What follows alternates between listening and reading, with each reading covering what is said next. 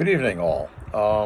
In continuing my videos about concerts that I saw, mostly back in the 1980s, I want to talk about an important one, and that is Black Sabbath from April of 1982. I saw them at the Cow Palace in San Francisco, Daly City, actually, while I was attending San Francisco State, which is also located in Daly City.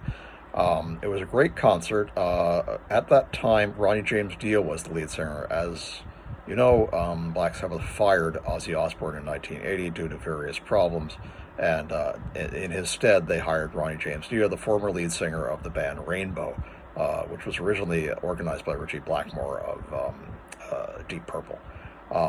And he also brought with him the drummer from Rainbow, Vinnie Appice. And Vinny, he went on to play with a lot of other bands too. Very excellent drummer. Bill Ward was not available. Bill, he was, I believe, ill at the time. He had been suffering some health difficulties and retired from Black Sabbath for a while. I believe he came back later on during the Tony Martin period. But Ronnie James Dio did two albums with Black Sabbath, Heaven and Hell, the first one, and The Mob Rules. And it was the Mob Rules tour which I saw. I was familiar with the song from having seen them perform it in the movie Heavy Metal. And so I was kind of enthusiastic about seeing it. I took my then girlfriend Marie West with me, and we went to see it. It was really quite an interesting show. One odd note is that the opening band was the Outlaws. Now, only Bill Graham would program a country rock band to appear before one of the great heavy metal bands of all time. The only songs that I knew by the Outlaws were two that they performed, Ghost Riders in the Sky and Green Grass and High Tides. I don't remember any of the other songs that they played because I'm not a big fan of the Outlaws. I don't like country rock. But they were fairly decent. They played for about half an hour, and then maybe 45 minutes even. Then Black Sabbath came on, and everybody started really cheering. And we were all giving the Dio's famous horns. He's the one who started that, by the way. And then they opened up with Neon Nights, which is from Heaven and Hell. They went to NIB from the album Black Sabbath. They did Children of the Sea, which is again from Heaven and Hell. Voodoo, which is from Mob Rules. Black Sabbath from the album Black Sabbath.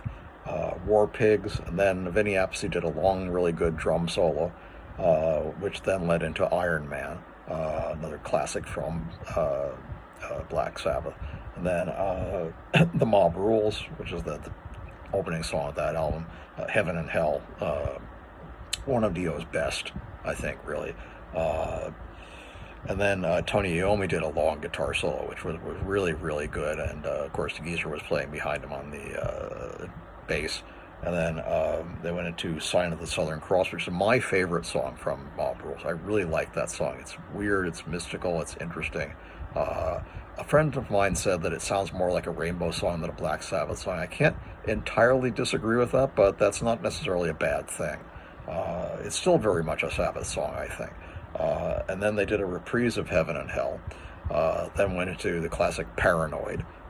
Did a second reprise of Heaven and Hell.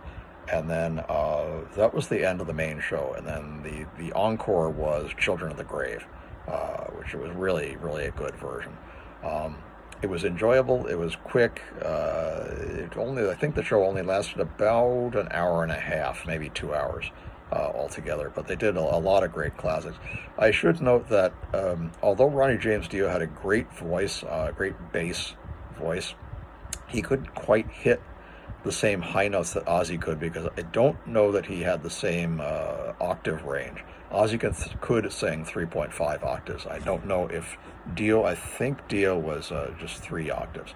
But again, he did hit most of the high notes. He had a little trouble on NIB, I noted, and also a little bit on War Pigs. But the others, I think he was really very competent at singing. And again, he had a great singing voice. I loved all of his stuff with Rainbow, Man on the Silver Mountain and Rock and Roll, and all of his solo stuff, Holy Diver and The Last in Line, which I really loved, and a lot of his other solo stuff.